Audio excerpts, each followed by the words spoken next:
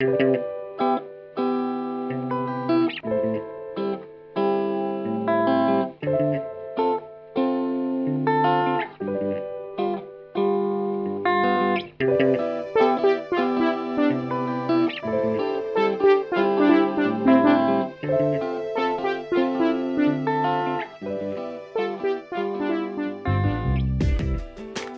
día me toca presentar al doctor en artes Alejandro Barreto. Es originario de Michoacán. Inició su carrera en el año 1997 y ha participado ampliamente en diferentes partes del mundo. Ya cuenta con 170 exposiciones colectivas en Rusia, en Alemania, en Bulgaria y, por supuesto, en el Museo del Barro en Metepec.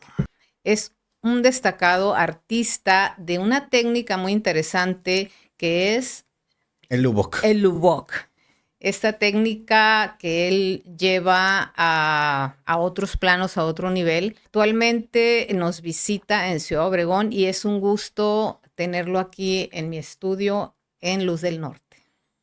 Pues es un gustazo para mí y creo que para toda la comunidad de Ciudad Obregón, para Sonora también tenerte aquí, Alejandro. Muchas gracias por aceptar estar este momento en este estudio, que lo que pretendemos, te cuento, es promover el arte, promover los artistas, la cultura y por supuesto todo lo que está pasando desde esta región que se lleva no solamente a México, sino al mundo.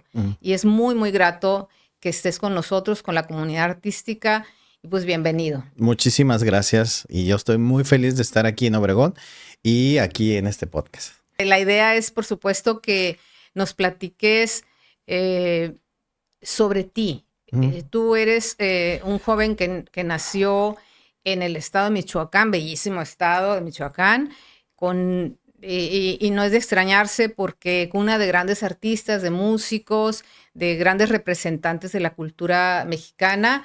Y bueno, platícanos un poquito de todo esto exactamente, de dónde eres y cómo inicias. Bueno, pues yo soy felizmente nacido del estado de Morelos, de la ciudad de Cuautla. Y pues yo crecí más bien en la ciudad de Zitácuaro, Michoacán. Zitácuaro, Michoacán, para la gente que no sepa, es la región de las monarcas, donde están todos los santuarios de las monarcas. Y está muy cerca de Valle de Bravo, de Toluca y de la Ciudad de México. Y bueno, yo crecí en Zitácuaro y a mis 17 me fui a estudiar artes a Toluca, porque inició la licenciatura ahí en la UAM, allá es la UAMX. Y me tocó ser la segunda generación de esta licenciatura, que ahora ya es una facultad. Y posteriormente, en el 2005, me fui a la Ciudad de México para hacer la maestría en la Academia de San Carlos, que ya pues, tenía mucho tiempo haciendo el posgrado de la UNAM. Y bueno, ahí también yo me especialicé en licenciatura en gráfica. O sea, en ese tiempo el plan de estudios te permitía tener un tronco común de 4 semestres y luego ya la especialidad. Yo salí como grabador. Y en la maestría teníamos líneas de investigación en la cual sí existía grabado, ¿no? Después de eso, estando en la Ciudad de México, me ofrecieron el estar a cargo de un taller en un museo, en el Museo de la Estampa, no en la Ciudad de México, sino el de Toluca, en el cual duré varios años, aunque no viviendo en Toluca, sí pues iba a trabajar, está muy cerquita. Y estuve muchos años yendo ahí con un colectivo que se llamó La Tómbola, y que se dedicaba pues, a hacer una comunidad de grabadores para hacer exposiciones y pues salió mucha gente que hasta la fecha pues, se dedica a la gráfica, ¿no? Y bueno, pues como por ahí del 2013 salió la convocatoria en la UNAM, en la misma FAD, antes LANAP, del doctorado en artes y diseño se llama, en donde me tocó la suerte de ser la segunda generación porque la primera era para maestros. Y ahí me fue muy bien. Yo hice ahí una investigación que es lo que ahora lleva mi tema principal de producción. Desde ahí comienza, pero pues a grandes rasgos eso es de donde vengo y pues lo que he hecho. Yo de corazón soy chilango, de nacimiento soy morelense y por voluntad soy michoacano. Justo por eso te presentaba como michoacano, porque, bueno, es como tú te concibes, Claro. ¿no? Pero finalmente, pues todo este entorno que viviste en tu Claro. infancia, supongo que fue una gran influencia para ti. Y también, qué importante, ¿verdad? La formación académica también. ¿Cómo lo ves tú? Mira, yo tengo yo siempre peleo con algunos amigos que son artistas y que no estudiaron arte porque muchas veces la gente que se dedica a las artes y que no estudia artes, que puede ser muy bueno porque el talento nace Claro. en cualquier cabeza que sea sensible para eso. Pero de repente mucha gente tiende a demeritar estudiar artes porque les parece que, pues, ¿para qué se estudia? Pues vas y te pones a trabajar, pintas, aprendes las técnicas y ya las haces. Pero no, porque no todos los cerebros funcionan igual. Y, por ejemplo, yo he analizado cuáles son, o sea, cuál es el por qué me dediqué a meterme a estudiar profesionalmente artes y tiene que ver con una cosa de la cabeza. Yo soy muy ordenado en todo, en las cosas que me gustan, en cómo dejo limpia mi casa, en cómo tienen que estar las cosas para que yo trabaje. Y entonces siento que yo puedo ser muy disperso en toda una plática, en lo que sea, y necesito un orden. Entonces el orden para mí es justamente, si yo voy a hablar de un tema, tengo que saber del tema. Y si yo voy a hacer una interpretación, necesito empaparme de eso para poderlo yo transformar con la energía creativa que tiene un artista y sobre todo me gusta tener conocimiento de causa porque considero que es importante hablar de la obra. Muchos artistas pintan, hacen cosas y de repente pues, hablan mucho de sus logros, de a dónde viajaron y eso, pero nunca hablan de su obra. ¿Cuál es la motivación? ¿Por qué pinto cosas azules? ¿Por qué he hecho escupitajos de pintura y siempre está una paloma, ¿no? Porque él tiene, no, la paloma me parece linda. Uh-huh. Entonces no se trata como de cosas que se vean bien y eso, porque el arte no tiene la obligación de ser bello, no tiene la obligación de gustar. El arte es una provocación y también es una reflexión. Y la reflexión implica saber y saber implica estudiar. Entonces, sí habrá gente buenísima con buenísima técnica y que a lo mejor nunca en su vida necesitará un doctorado ni una maestría, pero habemos otras personas que necesitamos ese orden para poder funcionar y potencializar pues, el talento que uno pueda tener. Sí. Finalmente, sí, el pasar por las aulas, el tener este contacto con los compañeros, con los maestros, profesores, pues sí, finalmente te da un proceso, ¿verdad? Claro. Más organizado, te permite hacer tus investigaciones. Todos los artistas, de una Claro. manera u otra, hacen una investigación para lo que van a realizar, pero sí, el pasar por la academia no significa, creo yo, que te vas a quedar siendo académico. Es decir, No. que tu obra va a ser siempre aquello que dibujaste en el aula o hacías, pero yo sí estoy de acuerdo contigo, que es importante la investigación profunda y claro. la escuela, la universidad te da muchas herramientas para avanzar, ¿verdad? Para avanzar mucho más rápido. Y por supuesto, Claro. el artista en su declaración de artista, si lo tiene más claro, pues qué mejor, porque en muchos lugares, si lo sabes, cuando eres convocado, cuando solicitas un espacio para trabajar o para llevar tu obra, pues hay que hacerlo. Hay que argumentar. Hay que argumentar y hay que argumentar bien. Creo que eso es muy importante porque, y se refleja en tu obra que muestras al mundo, porque, bueno, te da, siendo tú muy joven, también te da muchas herramientas para crecer más rápido, ¿no?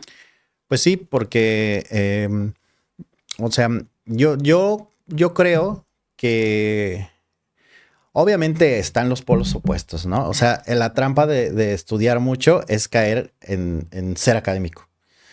Y que eso no está mal, porque al final, pues, es tu responsabilidad ahora las nuevas generaciones y es muy chistoso porque en una escuela de artes, tú lo sabes, o sea, entran 20 personas y a lo mejor 2 van a ser artistas bien. Los demás casi van a quedarse o en otra cosa o van a ser maestros. Y no lo digo demeritando, lo digo porque es muy noble. La docencia ha sido muy noble conmigo. Yo he dado clases en prepa, di clases en licenciatura y di clases en este taller que fue ahí del museo. Y lo valoro porque es la profesión de mi papá. Mi papá es maestro. Fue maestro, ya es jubilado. y por eso lo valoro. Pero sabes que después de la experiencia última donde estuve, dije, yo me quiero dedicar a mí. O sea, yo estoy en un taller donde trabajo ahora solo y no necesito tampoco como tener alumnos para querer trabajar, ¿no? Es un proceso ya que se convirtió pues muy personal y me permite a mí mucho reflexionar. Mi cabeza todo el tiempo funciona mientras estoy haciendo esta cosa de la que decía Juan José Urrola, el epifenómeno es como este momento de la creación puro en donde esa química en tu cabeza se expande y ese es el momento real donde dicen que la inspiración te agarra trabajando, ¿no? Sucede. Sucede. Sucede. Fíjate, lo que mencionabas de la experiencia docente, estar frente a un grupo, en medio de un grupo, depende del taller. Pero sí te enseña bastante, ¿no? Sí te te da lleva. tablas. Muchos de los artistas o las personas que estamos en este camino nos hemos dedicado a la docencia. Y la experiencia puede ser enriquecedora, sí hay un momento en que hay que cambiar, porque no solamente te tienes que preparar más, ¿verdad? Tratar de ir más allá, vas aprendiendo de las nuevas generaciones, de las siguientes generaciones, también, ¿no? Una forma de pensar diferente y te van enseñando y quizá lo vas incluyendo, ¿verdad? En todo esto que traes, en todo esto que desea hacer, y también vas comprendiendo las nuevas expresiones. Creo que, que sí pasa y está bien ese momento de parar. ¿Y cómo es este proceso creativo? Nos has hablado bastante hasta ahorita de tu investigación, de todo eso, pero ¿cómo es tu día? ¿Cómo es ese proceso creativo cuando llegas al taller o cuando abres la puerta y ahora sí ya te vas a poner a trabajar? Bueno, pues en mi caso, por ejemplo, yo tiene ya hasta la pandemia, yo no tenía mi propio taller. Yo trabajaba en el taller del Museo de la Estampa donde estaba, porque tenía una prensa gigantesca y en realidad empecé a vender ya grande, porque como que el tema de estabilizarse es complicado siempre en el arte porque tienes como toda la sociedad en contra y uno tiene que resistir. Esta es una carrera de resistencia y muchas veces de resiliencia. Entonces, yo previo a la pandemia ya quería dejar el museo, ya había tenido una experiencia así como haciendo publicidad pagada en redes para eventos y no sé qué. Y yo tenía la noción de que eso iba a ayudarme mucho en algún momento, ¿no? Y cuando la pandemia vino, a mí ya no me contrataron más en el museo porque los museos cerraron, ya no hubo espacio para maestros.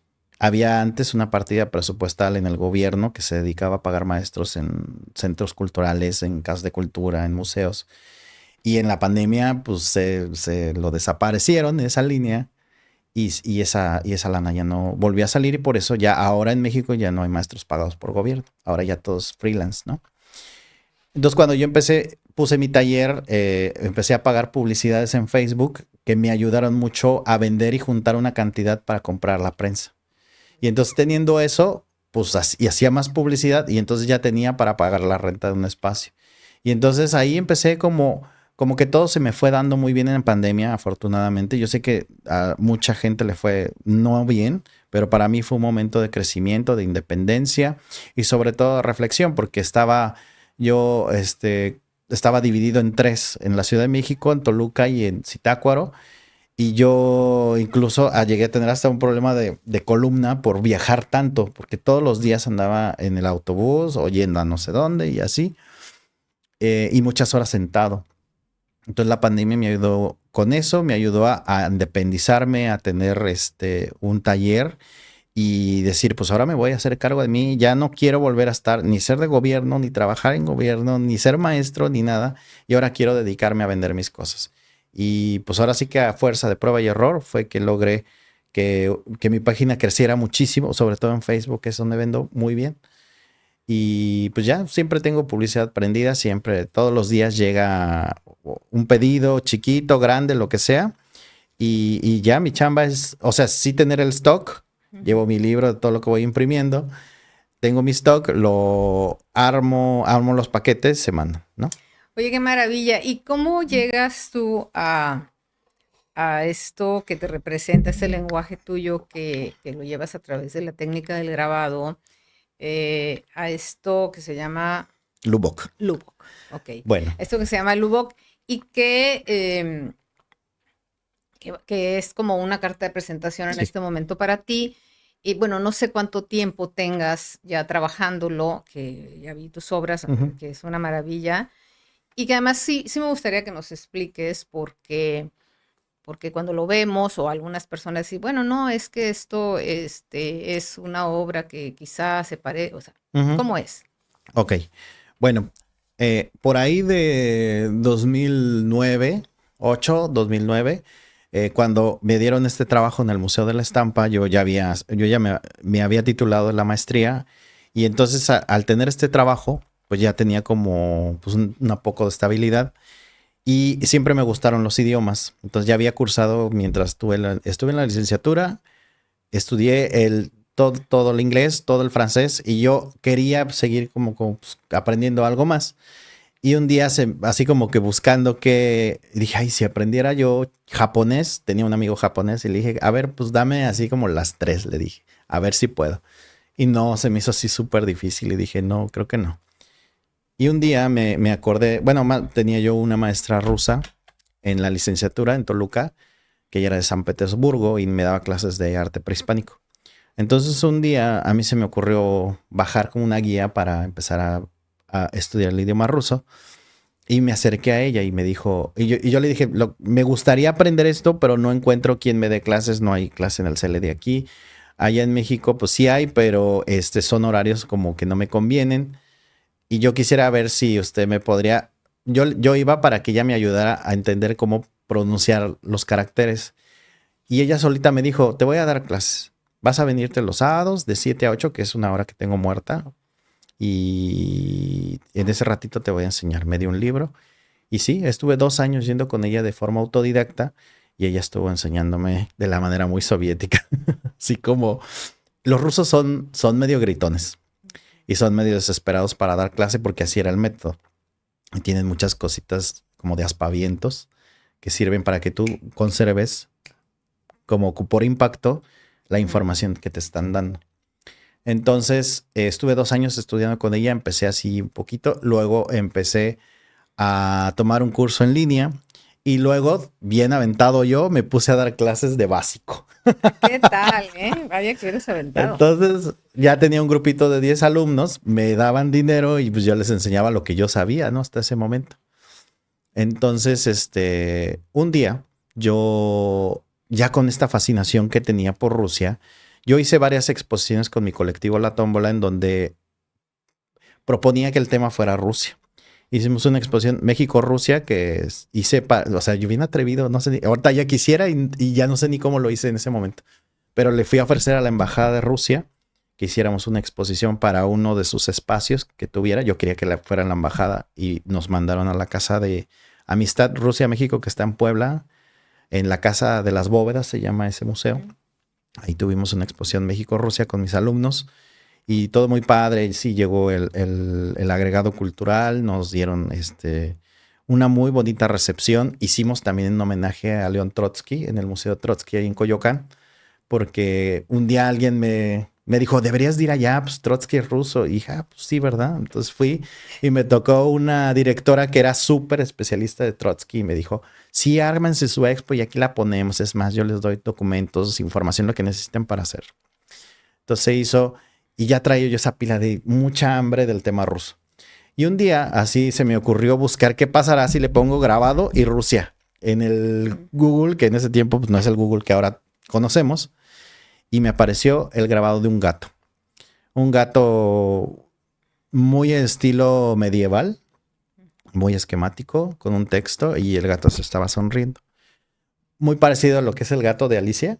Sí. Así, un gato sonriente, sentado con unas flores aquí. Entonces fui y se lo enseñé a la maestra y le dije, ¿esto qué es? Y ella me dijo, es un Lubbock. Dice, pero no es serio. No, estas cosas son como muy, me decía, sí, estas cosas son como muy, es una cosa muy barata. La verdad es que esto no es. Panfletaria. No, me decía, es como una artesanía, pero de un poco más mal de gusto. Y pues sí existen, son grabados antiguos, decía. Entonces, ya con esa palabra yo le busqué y se me abrió el mundo. O sea, ese día cambió mi vida. Vi todas las imágenes y eran muchos grabados al estilo medieval, pintados a mano, en donde lo poquito porque había muy poca información en ese tiempo, yo alcancé a leer es que eran del siglo XVII y que eran anónimos y que eran de muchos temas, canciones, eran anecdotarios, personajes fantásticos. Y dije, o sea, esto se parece mucho a dos cosas en México. Una son los exvotos y por otro lado a José Guadalupe Posada. Justo lo que te iba a decir, los exvotos, ¿no? Cuando es algo tan popular. Sí, porque eran imágenes, personajes en escenarios y situaciones concretas descritas con un texto abajo. Y Lubbock tenía ese mismo formato. Entonces, después de estar haciendo, bueno, fíjate, es una cosa muy chistosa porque me gustó tanto que dije, yo quiero hacer esto muy parecido. Sin embargo, yo en la licenciatura donde yo estudié, era, pues en ese tiempo, pues no era lo que es ahora, que tiene medios alternativos, que arte conceptual y todo eso. Éramos artes visuales y teníamos escultura, pintura, grabado y dibujo. Entonces era lo único que había que hacer. Y pues sí, éramos mucho más académicos. Yo, por ejemplo, llegaba a tener 9 horas de dibujo en un solo día y era pues, aberrante porque tener a un modelo sentado ahí por horas y haciendo breaks de no sé cuánto, cambiando pose, ya sabes, todo el salón oscuro con una lámpara, el maestro súper maldito. Sí, lo es, porque así no te dejaba ir al baño, no te dejaba comer, eran 9 horas. Sí. Entonces, pues yo tengo una formación muy académica y gracias a ese maestro, si a mí me ponen un modelo, yo me las sé todas, yo lo puedo hacer perfectamente y me puedo hacer mi realismo, ¿no? Pero esto me obligaba a salirme de eso. Entonces tuve que comprarme un cuaderno para desaprender todo lo que ya tenía en dibujo, porque uno cuando ve lo que sabe, lo transmite en la mano. Entonces yo te empiezo a ver y como yo aprendí a dibujar, así empiezo a hacerte tu retrato, hago mis círculos, sí, claro, un triángulo, lo invierto, no sé qué, la boca aquí, así. Y no, porque eran unas imágenes totalmente naif, deformes y con una forma tan esquemática que no entraba en ninguno de los conocimientos. O sea, yo tendría que hacerlo a fuerza mal o copiarlo tal cual lo veía. Entonces, pues me compré una libretita y así empecé a hacer, dije, pues voy a dibujar. Así yo estaba platicando y te dibujaba, o sea, así pero con los ojos. Qué maravilla, porque estas imágenes totalmente ingenuas, ¿no? O sea, así muy... Que quizás le das una belleza, ¿no? A lo ya hecho me refiero, ¿no? Entonces, así empecé. Para cuando me llegó la convocatoria, que era algo que yo ya traía en mente desde que supe que iban a abrir el doctorado, dije, voy a hacer un proyecto. Ya había salido San Carlos, ya me sabía el proceso y ya conocía a muchos tutores de ahí. Entonces fui con una que había sido mi tutora y que luego fue directora, la doctora Elizabeth Fuentes, que ella era historiadora, dije, le voy a llegar a ella por ese lado. Y dije, quiero hacer una investigación donde yo saque toda la información sobre Lubbock, la ponga en español, que no existía en ese momento, y quiero hacer una especie como de paralelismo entre México con exvotos y Lubbock. Entonces ella me dijo, no puede ser, porque si Lubbock son grabados, exvotos son pinturas. Tú no puedes... Tienes que hacerlo con grabado. Entonces te tienes que ir por Posada, ¿no? Y yo ya la había pensado y dije, pues sí, tiene razón. Y además Posada era más variado porque el exvoto tiene como tema principal la religión. Entonces Lubbock era mucho más que eso, ¿no? Entonces dije, bueno, ya pues. Metí mi proyecto y afortunadamente pues sí quedó la primera. Y ya con eso dije, bueno, vamos a empezar. Y entonces ahí empecé a descubrir todo el tema. El tema de Lubbock comienza, lo voy a tratar de resumir lo más posible para que no sea un podcast de 5,000 horas. Dos. O sea, la historia es siglo XVII, finales del siglo XVII, en 1690 y tantos, el Vaticano aprobó hacer por primera vez una Biblia en imágenes para los rusos. En ese tiempo ya existían Biblias importantes como la de Durero, como la que se hizo para la Biblia de Martín Lutero de Lucas Cranach. Ya había muchos referentes, la de Doré, por ejemplo, que es tan popular hoy en día, ¿no? Para que estos grabados impresionantes. Ya existían varias referencias de Biblias, porque bueno, ya estábamos en el siglo XVII, el grabado ya había avanzado mucho desde la Edad Media, ¿no? El grabado fue grabado en la Edad Media. Así empezó madera. Para la gente que no lo sabe, un grabado en madera eh, es tener una tabla de madera y esa con unas herramientas llamadas gubias tenemos que escarbar y es un juego de niveles, o sea, el nivel de la superficie y el nivel que hace uno cuando escarba, perdón. Entonces, el grabado es el principio básico de estampación. Estampación es el resultado que se da de imprimir una placa en un papel. El acto de imprimir se llama grabado, el grabado. Entonces, el grabado es una de las disciplinas artísticas que le costó más tiempo llegar a tener nivel de artístico porque tiene una peculiaridad. Cuando uno tiene una matriz y tiene muchos papeles, puede sacar 1,000,000 de grabados hasta donde la placa resista. Pero en la historia del grabado, el grabado nace como un acompañamiento de los libros, porque hasta ese tiempo se hacían manuscritos iluminados, que eran encargos totalmente hechos para una sola persona, que esa persona era la única que lo iba a leer. Entonces, el principio de reproducir imágenes para poderlas poner en libros y hacer muchas más, que es el mismo principio con el que nació la imprenta, esto provocaba pues esta forma, ese era como un gran invento para masificar información. Entonces, para este tiempo, los grabados tenían ya una estética muy similar a la medieval. Cuando yo digo medieval, piensen en el tarot.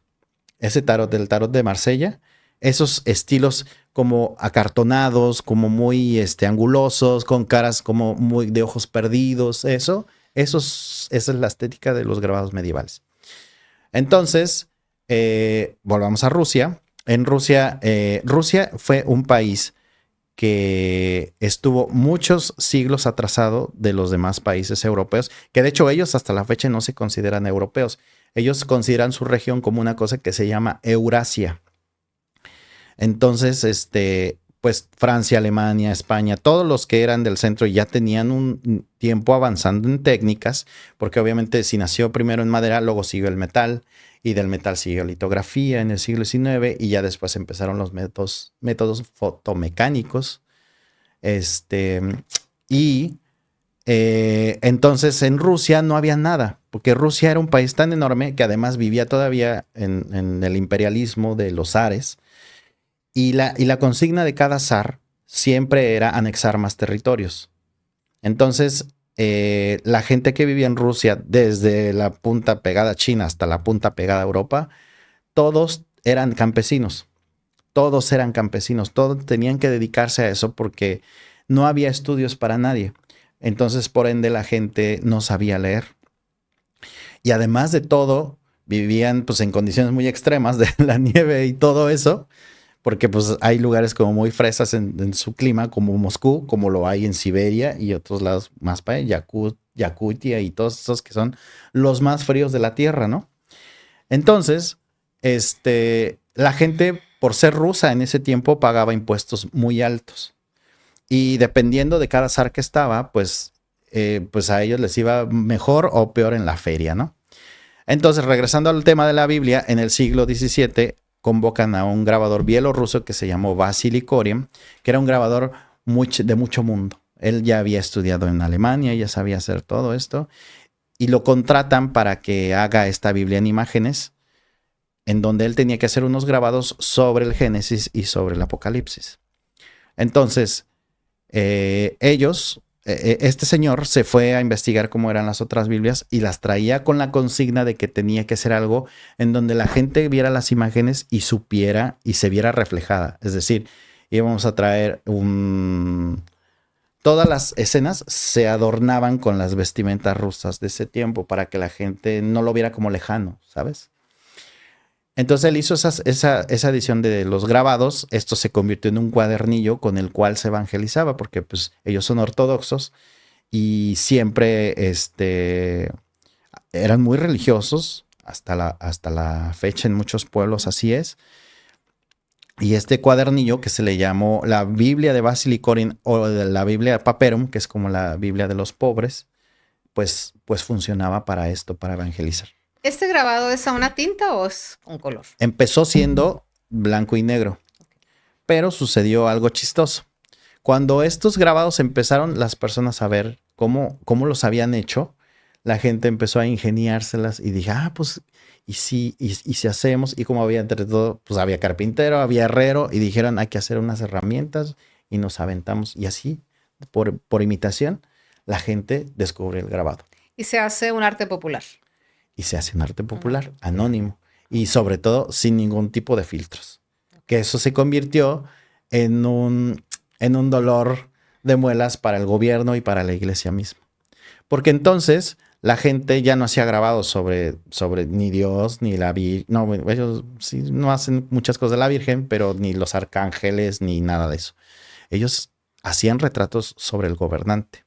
Se burlaban de la gente de poder, retrataban sus canciones, sus festividades, su vida cotidiana, anecdotarios de borrachos, y eso lo convirtió a estos grabados los convirtió en una lectura de masas. No, la gente no sabía leer, pero el poco texto que había ayudaba para que la gente entendiera los caracteres.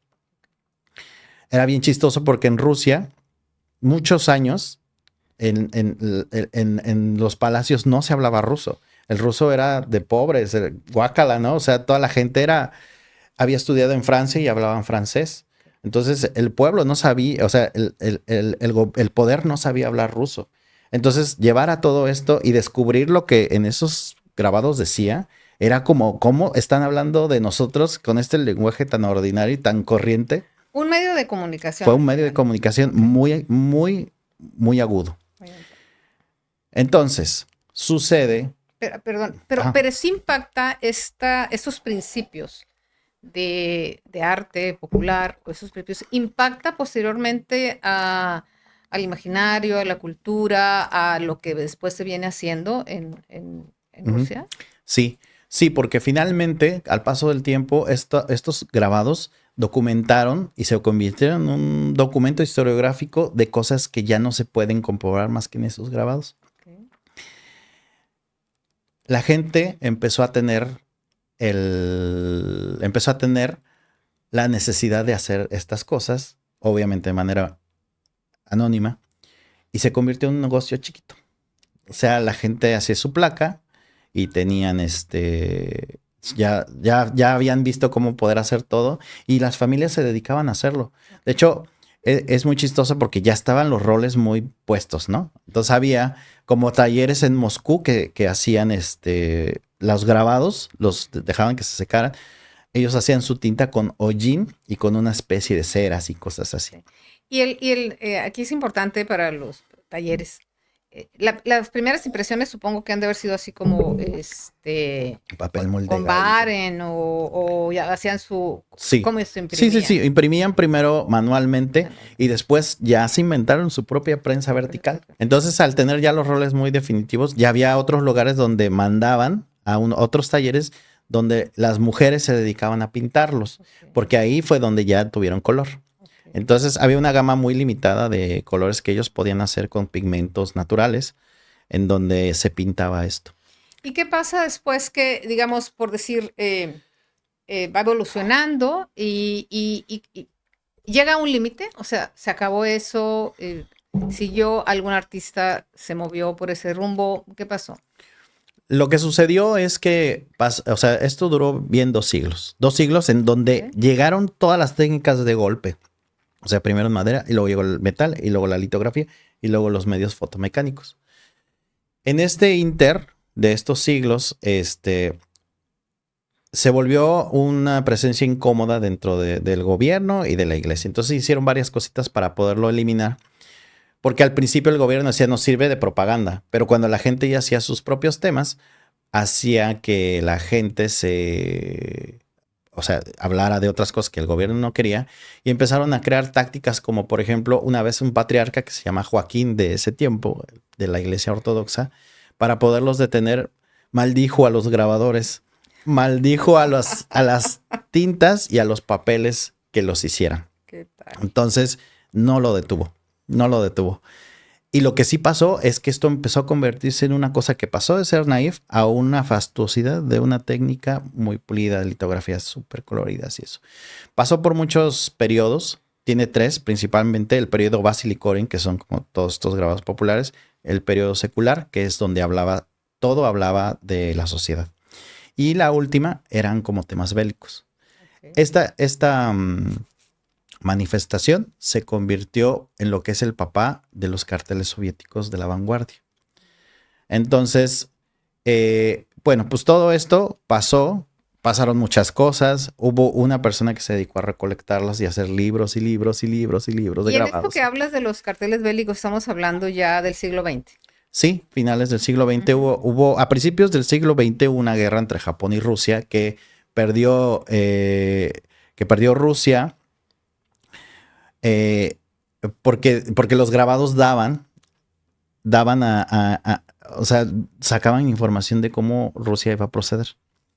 Entonces los japoneses se pusieron buzos, vieron cómo y pues les ganaron. Entonces por eso fue así como la total prohibición. Lo vieron como, no, pues por culpa de estos grabados perdimos y ya no lo pudimos, ya no queremos ver estos grabados.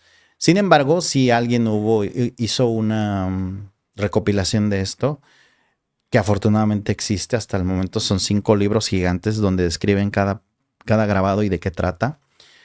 Costó mucho trabajo que esos documentos sobrevivieran a la revolución de los soviets porque ellos quemaban todo lo que oliera arte.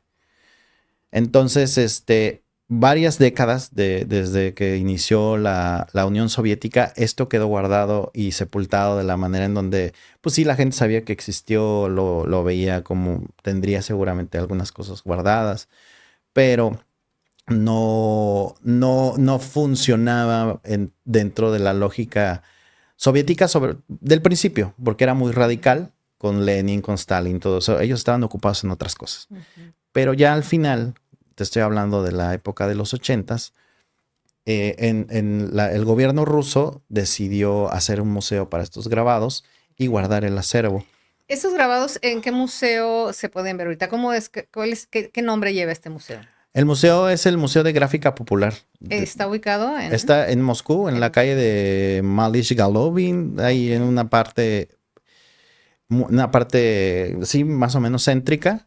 Y ahí está un acervo grande de placas antiguas, de grabados antiguos y también de reconstrucción de placas de la Biblia de Basilicoren. Entonces... Y a ver, ahora, tú estás haciendo esto en grabado después de toda esta investigación. ¿Hay alguien más que se preocupó de investigar esto, que tú sepas? Sí. Sí, claro. O sea, esta persona, yo conocí, o sea, mi nexo con la historia, toda esta historia de Lubbock que estoy diciendo, es que este legado de grabados Lubbock del museo y todo eso llegó a manos de un señor, un viejito que ya murió hace 2 años, que se llamó Víctor Pinsim. Este hombre era el director de una academia, de una asociación de artistas y del museo de los Lubbock. Entonces, cuando yo le mandé una carta por correo pidiéndole que me ayudara a darme unas cosas que me pedía la UNAM para yo ir a Moscú, me apoyó con unos papeles para que yo pudiera ir a hacer la investigación allá. Y él era como el heredero de todo esto de Lubbock.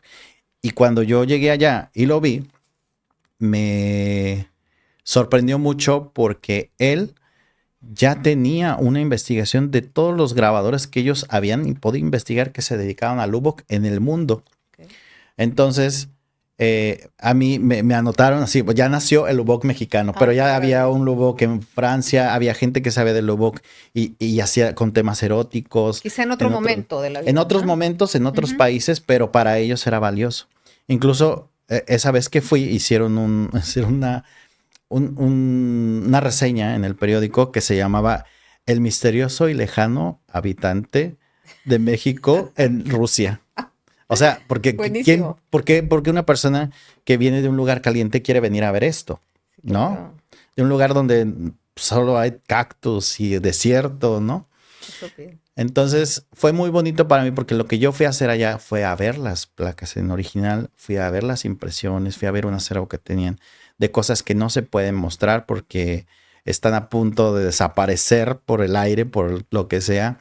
Y además de todo me trataron muy bien. Fui a ferias chiquitas de pueblos chiquitos en donde tú podías ver todavía que hacían grabaditos en esta prensa vertical, aludiendo a que habían existido los Lubbock. Ya no era un Lubbock como tal, eran impresiones de dibujos más normales. Y esto, fíjate cómo esta investigación, como un idioma, como la investigación, tu estructura que llevas ya como investigador también, pues te va llevando de una forma muy interesante a este proceso que llevas tú y que nos estás dando a conocer y nos estás dando, ahora sé que estás haciendo tu propio lenguaje a través de esta experiencia creativa de tu obra, ¿no?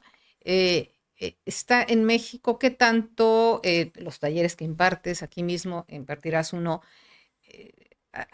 ¿qué tanto has influido? ¿Qué tanto has llevado? Bueno, por supuesto que nos estás enriqueciendo con todo lo que tú conoces y nos lleva a investigar nosotros mismos también más y el apetito por ver más de este trabajo que sí está muy bien sustentado. ¿Cuál ha sido la reacción, digamos, en los talleres que tú impartes? O también en las exposiciones de tu obra, ¿no? Claro. Porque es con un lenguaje ya propio, ¿no? Bueno, pues para contestar eso te voy a explicar qué pasó, porque yo no solamente hice una investigación de traducir textos o de investigación en ruso al español. O sea, hice un proyecto gráfico en el cual yo iba a hacer un híbrido de México y Rusia. Es decir, todo este bagaje humorístico de José Guadalupe Posada, ese estilo lo iba a analizar y a decir, bueno, de esto ocupo esto. Y entonces yo utilizar el formato de Lubbock, que tiene algo muy concreto, que son las flores, el texto y el personaje. Entonces los voy a hacer así y voy a hacer así mi melcocha para poder hacer un estilo nuevo, según yo. Entonces dije, ¿qué pasaría? Cuando yo fui a Rusia le preguntaba a los rusos, ¿qué sabe de México? Y me decían, pues sabemos de Frida Kahlo. Ok. Sabemos del tequila, sabemos del el señor que está sentado en el nopal con su sombrero en el desierto. Verónica Castro y Victoria Rufo decían. Telenovelas.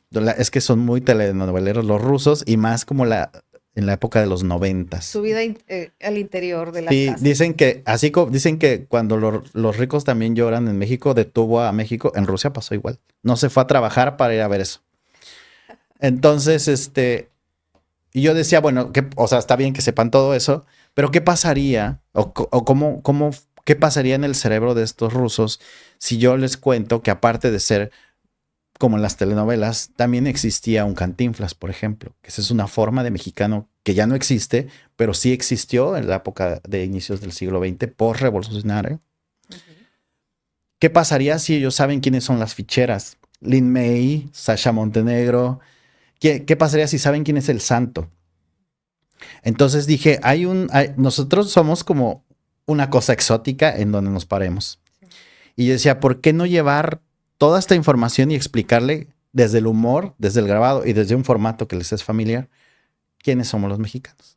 Entonces así empecé una serie que era de 20 y tantos grabados, en donde hice grabados de eso, de los buchones, de las cabronas, de las ficheras, de Zapata, de la Revolución, de la UNAM, del 68, o sea, un montón de cosas que eran parte de nuestra historia. Y yo dije, si a alguien le llega esto, qué padre. Hice el Chapulín Colorado por primera vez. Entonces, cuando yo fui a Moscú, llevé un acervito ahí de los grabados que hasta ese entonces tenía. Yo antes, como paréntesis, como de formación grabador soy, pues tengo la formación de cómo debe de ser un grabado. Un grabado, para la gente que no lo sabe, como se imprime muchas veces, las reglas dicen que un grabado tiene que estar inmaculado. Toda la edición debe ser exactamente igual y no tiene que haber ninguna variación. Y si vas a hacer 20, nunca vas a volver a hacer más. Y hay gente pues, todavía más que va más allá, que destruye las placas, las rompe, las raya, lo que sea. Pero pues esta información, yo crecí con esta y para mí era un sacrilegio pintar un grabado. Porque yo decía, bueno, lo hago, está bonito en blanco y negro, pero si yo lo pinto, mi cabeza me decía, no, ¿por cómo lo vas a echar a perder? Y entonces para no hacerlo, empecé a hacer otro tipo de menjurjes para meterle color, como hacer placa de color. O sea, juntaba como un rompecabecitas, cada uno entintado de diferente color. Y así sacaba algo a color que no se parece en nada a los Lubbock. Pero dije, bueno, pues ya para que no me sienta yo que no estoy cumpliendo con la regla. Cuando hice mis primeros grabados en ese formato, yo llevé a Moscú esos grabados y me dieron chance de hacer una expo ahí. Y yo se los doné. Yo dije, yo no me los quiero llevar de vuelta. Y ellos me dieron de vuelta impresiones de las placas originales, impresiones nuevas de placas antiguas. Qué maravilla. Me dijeron, métela en tu exposición y que la gente sepa qué es esto. Pero bueno, entonces en esa exposición, una de las piezas que fue más exótica fue el Chapulín Colorado. Porque es un Chapulín Colorado que está con su, o sea, muy bizantino y con su chipote chillón. Y abajo viene un texto en ruso, que era esta letanía con la que empezaba el programa, que decía, más ágil que una tortuga, más fuerte que un ratón y más noble que una lechuga. Eso traducido al ruso era como, está borracho ¿no? Entonces la gente llegaba y me decía, ¿qué es esto? Y yo, porque ni es fuerte el ratón, ni la tortuga no es ágil, o sea, ¿qué significa esto? No, le dije, pues es que el Chapulín Colorado es un superhéroe mexicano. ¿Y por qué va a ser un superhéroe mexicano, pues, ágil como un ratón? Sí, o sea, es contradictorio, porque para ellos la imagen del héroe es una figura épica que se llama Bagatir. Bagatir es este hombre de 2 metros, vestido como de vikingo, que tiene unos caballos que incluso en algunos cuentos, en algunas cosas, puede volar. ¿No saben que en México nos reímos de Es que todo? ahí es donde empezaron las cuestiones padras y ricas de esto. Porque cuando yo entiendo esa figura del Bagatir, era como, entiendo, esto es una figura de respeto. Es una figura que causa admiración. Y Chapulín Colorado no. Y si es nuestro superhéroe, obviamente nadie era absurdo total. Y me decía, y me decían, pero ¿por qué va a ser un superhéroe alguien que se viste así, uno, y que tiene estas características, y que no tiene fuerza, que no puede golpear, no puede destruir a nadie? Yo le decía, porque para nosotros los mexicanos, sabemos resolver. Y el Chapulín Colorado es un programa en donde él, si no tiene las cualidades necesarias para resolver algo, tiene la obligación de resolver de otra forma. Y a veces esto es de una manera humorística. Y nosotros nos reímos de eso. Y decía, es que es impensable que siendo un superhéroe y representa a los mexicanos sea torpe. No, nosotros nos burlamos de todo. Nos burlamos hasta, bueno, de la muerte, ¿no? Es muy común escuchar eso de la muerte. Le digo, pero nosotros nos damos risa a nosotros mismos y no hay problema. Entonces, ese fue un shock cultural porque la gente, entre que lo vio mal, entre gente que quedó fascinada. Y gente me decía, a ver, ¿y qué significa luchador? El día que puse el video, la gente se quedó con cara de, ¿a esto que son superhéroes o que no? Simplemente es un espectáculo. Pero se pegan. Así somos nosotros. Entonces, ese shock para ellos fue, wow, ¿no? O sea, para mí llevar esa información a los rusos fue como abrirles los ojos a una cosa que era imposible, ¿no? Sí, que finalmente es algo que hace pues el arte, la cultura, ¿verdad? Que que vas y muestras, en tu caso, pues estás mostrando esta cultura popular y que pues lleva una información muy rica a Claro, otra cultura, ¿no? sí. Y pues qué interesante cómo reinventas o cómo haces tu propio lenguaje a través y no solo tu propio lenguaje, sino a través ahora sí que casi eh, de lo mismo que ellos pretendían, o sea, en la Ujú. cultura popular, pero ya muy construida, ¿no? Haces una muy buena construcción en, de todo esto que estás haciendo. ¿Qué técnica estás manejando? ¿Qué técnica utilizaste en esta Ujú. exposición, por ejemplo? ¿No? Bueno, eso eran cortes, recorte de color con grabados en linóleo. Ok. Y fue bien chistoso porque después de un tiempo, cuando ya acabé el proyecto de doctorado, pues yo me fui con los grabados en blanco y negro y algunas cosas hechas, como te digo. Pero al final, pues yo decía, no les cumplí porque esto va pintado y no lo voy a pintar. Hasta que un día pasó que ya había terminado mi proyecto eso se llamó lubocus.ru.mx, así era mi serie, Ok. del cual también tengo un documental que yo hice muy amateur, No, en donde estoy explicando el proceso de ese viaje, el proceso de cómo ujú. trabajé los temas, y además está acompañado de entrevistas de gente que se dedica al arte, en donde te dan como su versión de qué es la cultura popular, cómo son los mexicanos.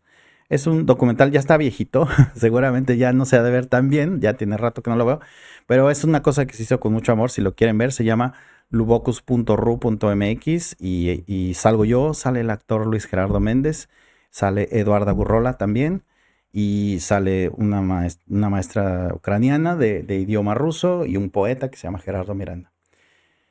Entonces, pues yo estaba enamoradísimo de mi proyecto. Yo dije, no, esto es de aquí para el real y todo eso. Yo ya había dado todo, ya había ido. Ese documental, incluso lo pude estrenar en Cine Morelos, ahí en Cuernavaca. O sea, tuve mucho apoyo con eso. Hice una gira de eso. Pero un día, o sea, pasó por mi cabeza decir, bueno, si yo tengo una información sobre cómo podría la gente interpretar las cosas mexicanas en el siglo XVII, porque no puedo interpretar otras cosas, ¿no? Y entonces un día se me ocurrió hacer un grabado de Mazinger Z, que para quien no lo sepa es una caricatura de cuando yo era niño, mucho más vieja, de los 70s, en donde un robot pelea contra otros robots. Y entonces se me ocurrió, viendo los grabados que hablaban sobre personajes fantásticos, ahí vi uno de un gigante que había aparecido en una costa de España. El grabado se llama El Sátiro de Barcelona. Entonces lo describían en un pueblo donde había casitas y decía el texto, en 1700 no sé qué, en la costa de Barcelona, de España, no sé qué, apareció este monstruo que medía 30 metros y no sé qué, y era como amigable, pero pues se alimentaba de animalitos y no sé qué. Entonces, una vez para un programa de televisión en España me contactaron por Facebook para ver si yo podía traducirles ese grabado, porque uno de mis contactos hacía ese programa y querían hablar de ese grabado, pero me dijo, necesito la traducción de esto, ¿me podrás ayudar? Órale. Entonces, haciendo eso, cuando traduje ese grabado, fue que supe esta información, que eso no lo había hecho para el doctorado. Y yo dije, ¿y si yo hiciera esto, pero pensando en otra cosa, en Mazinger Z, fue como nació mi primer grabado pintado a mano, que fue el gigante metálico de Kazajistán. Es un grabado, te voy a mandar imágenes para ver si se pueden alternar. Claro que sí. Es un grabado donde aparece este personaje. Mazinger Z tenía un poder en donde sacaba como unos vientos por una boca que tiene así como muy, muy, muy rara de unas rendijas. Y él puede echar rayos por los ojos, sus puños se volaban y no sé qué tanto. Entonces hice yo una construcción muy parecida al Sátiro de Barcelona, pero con Mazinger Z. Y era el gigante metálico de Kazajistán, gracias a la chatarra del herrero Iván Ivanovich, se hundía por las fuerzas oscuras, porque bueno, en ese contexto, el mal está explicado por lo desconocido. Estas chatarras de repente tuvieron vida propia gracias a obra del maligno y se creó este monstruo que quiere destruir la ciudad, ¿no? Y la gente no sabe que mide 30 metros y se alimenta así, Ujú. retomando todo eso. Pero en el grabado, Mazinger Z está tratando de apagar un fuego de unas casitas donde la gente está atrapada. Entonces dije, este soy yo. Hacer esto, porque eso no lo había hecho antes. Yo describía a los personajes y ponía un texto ahí presentándolos, sí, en un formato muy Lubbock, pero no hacía este juego como de paralelismos y de contradicción entre imagen y texto. Okay. Entonces, por primera vez ahí dije, ya me va a valer gorro, yo voy a hacer lo que quiera, el artista soy yo y yo decido hasta dónde la obra está acabada. Voy a romper las reglas. Ya. ¿Y qué materiales utilizas? Hasta la Acuarela. fecha utilizo el grabado en linóleo y las acuarelas. Ok. A mí me gustan mucho las acuarelas Cotman, los de Ok. Windsor, Intervienes. intervenidos, todas intervenidas, pero aparte es chistoso porque ahora yo hago mis ediciones y tengo mi guía de color, o sea, hago un grabado, hago mi guía de color y ya las tengo que pintar todas iguales. Okay. Entonces, pues muy chido, porque yo empecé después ya a hacer otras interpretaciones. Ya me hice mi grabado sobre cómo nacía el jazz. Entonces, los grandes del jazz están arrullando una mini sirena que está en un barril nadando, porque es como el espíritu al que hay que cantarle para que esa inspiración nazca. Hice mi grabado sobre Yellow Submarine, hice mi grabado sobre, bueno, tengo un montón de interpretaciones de varias cosas de Star Wars. Hice mi Evangelio de George Lucas, hice mi grabado como religioso es como el icono de Star Wars, ¿no? Con los angelitos son los Ewoks, el Arturito tiene sus botitas así de siglo XVII, cosas así, que a la gente le gustó mucho eso. Entonces empecé a irme de repente por un lado, por un lado de público que me compraba esto, que era gente de mi generación, un poco más grande, un poco más chica, que era fan de estas cosas. Y por ese lado empecé a tener una vena muy comercial que lograba venderse muy bien por internet. Y entonces a mí lo que me gusta de esto es que todo pasó para bien. O sea, salió esto, pude agarrar con rigor el tema y desmenuzarlo y poner las cosas que me servían para hacer algo que de entrada sí puede verse muy comercial, pero hay un sustento totalmente académico atrás de esto. Sí, claro. Y eso es lo que me gusta, porque mucha gente pensará, pues sí es el Principito, sí, pero al final hay un tratamiento de esto. Es como echarlo así en baño María y esperar a que saque su primer hervor y eso.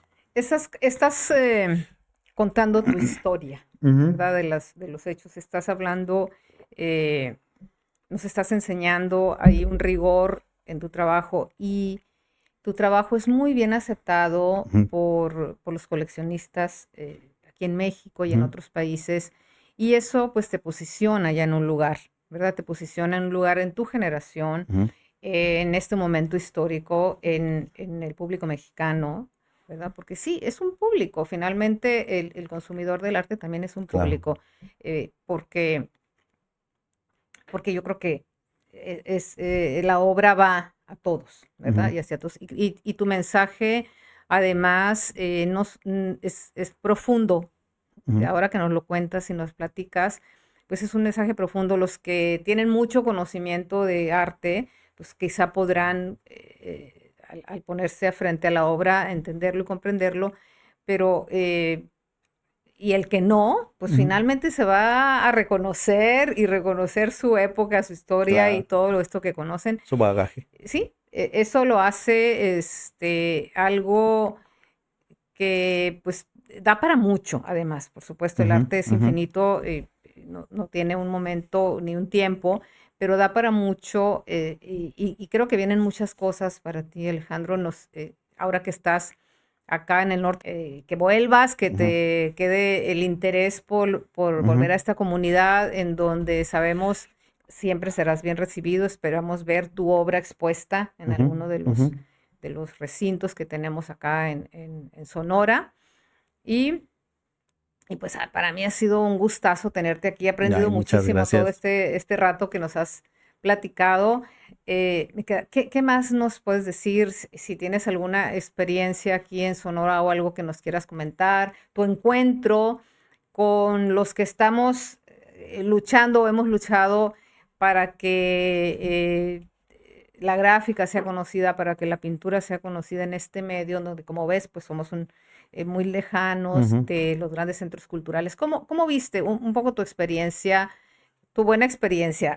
Bueno, para mí, por ejemplo, es la primera vez que vengo al norte hasta acá, porque yo creo que yo conozco muy bien el sureste, conozco bien el centro, el Bajío también. De hecho, en este año me tocó mucho ir al Bajío, pero ya como de Zacatecas para arriba, no, nada.